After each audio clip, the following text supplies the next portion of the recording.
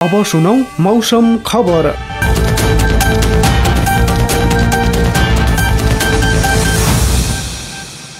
देशका पहाडी केही ठाउँमा आज पनि हल्कादेखि मध्यम वर्षाको सम्भावना छ। जल तथा मौसम पूर्वानुमान महाशाखाका अनुसार कोशी, बागमती र गण्डकी प्रदेशका पहाडी क्षेत्रका एक दुई ठाउँमा मेघगर्जन र चट्याङसहित हल्कादेखि मध्यम वर्षाको सम्भावना छ। काठमाडौँमा पनि दिउँसोपछि मेघगर्जनसहित छुटपुट पानी पर्न सक्ने अनुमान गरिएको मौसमविद रोजन लामिछानेले जानकारी दिनुभयो। हिजो गुल्मी, स्याङ्जा, काभ्रे लगायतका जिल्लामा ठूलो पानी परिरहेको थियो। काठमाडौँ उपत्यकामा आज बिहान पख छुटपुट पानी परेको थियो।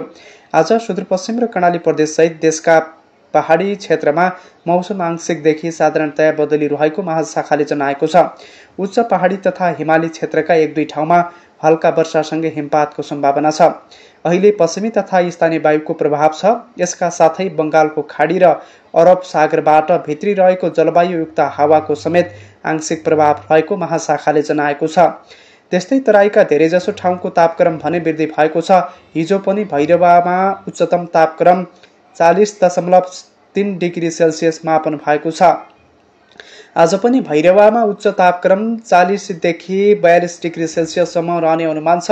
त्यस्तै हिजो काठमाडौँमा 32 डिग्री सेल्सियस तापक्रम मापन भएकोमा आज 31 देखि 33 डिग्री सेल्सियसको बीचमा रहने अनुमान गरिएको छ।